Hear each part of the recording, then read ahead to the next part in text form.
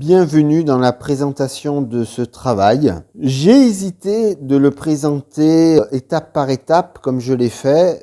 J'ai pensé que c'était pas très intéressant et au final j'ai eu tort. Alors voici, je vais donc présenter les difficultés tout simplement à faire cette restauration.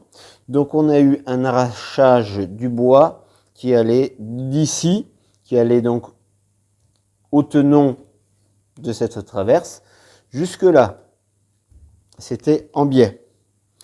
Le problème qui s'est posé évidemment, c'est quand on a une défonceuse, c'est que tout simplement, ici on est toujours que dans le vide. C'est absolument impossible de faire tenir une défonceuse, donc de travailler proprement, tout simplement ici.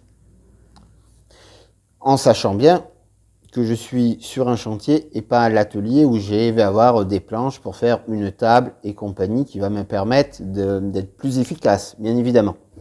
Donc je suis sur un chantier, j'ai pas grand chose avec moi et je vais quand même le faire.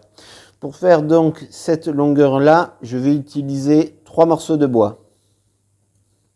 La première que je vais mettre, c'est celle-là. Cette longueur. Cette longueur va me permettre de travailler tout simplement sur les deux côtés. Pour ce faire, je n'aurai besoin que d'une petite baguette et de forcer sur ma défonceuse sur la partie table que je peux avoir des deux côtés. Donc voilà, je mets une baguette, j'ai une stabilité. Elle est très minimale au milieu, mais elle me suffit pour placer tout simplement cette longueur.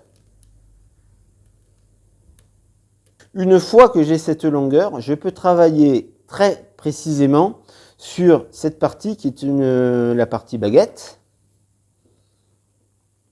que je vais après l'avoir collée, je l'ai façonnée.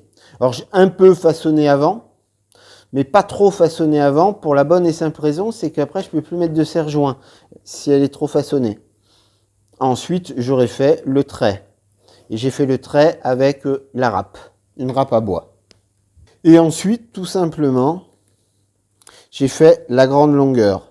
Mon équilibre est facile, donc je vais pouvoir faire cette pièce-là avec cet arrondi, qu'on peut voir ici, qui me permet que le bois ne puisse pas s'ouvrir. Cette partie-là va tenir, tout simplement, et elle était bonne, hein, l'arrachage, elle est à peu près ici, donc je prends largement plus, ce qui me permet d'avoir la solidité que je veux. Donc pour faire cette partie, ce trait-là, je vais tout simplement prendre ma râpe et je vais frotter ici. Ça va mettre à peu près 1 à 2 minutes pour simplement le faire.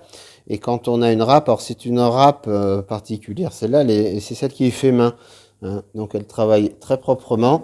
Une fois d'un côté, une fois de l'autre, c'est fait. Pour ici, c'est la même chose. Et pour ici, c'est en partie râpe, en partie papier, avec l'obligation dans cette baguette, c'est de respecter le faux. Ici, c'est beaucoup plus étroit et là, c'est très large.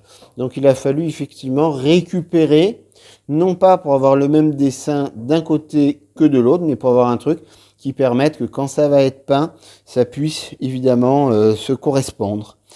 Donc voilà, alors effectivement, si j'avais pris la bonne mèche de la défonceuse, donc là j'avais pris que pour bouffer, c'est l'outil qui sert de pommelleuse.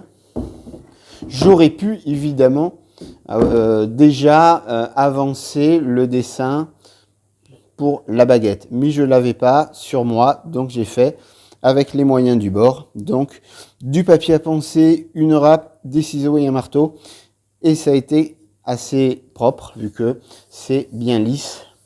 On peut le voir ici. Donc voilà, un travail un peu d'école que j'ai essayé de vous expliquer au mieux sans pouvoir vous montrer la photo avant et après. Ici, il n'y a que le après, mais j'ai essayé de vous expliquer au mieux le travail tout simplement fait avec les difficultés de ne pas avoir le confort évidemment d'un atelier. Allez, je vous remercie, à très bientôt.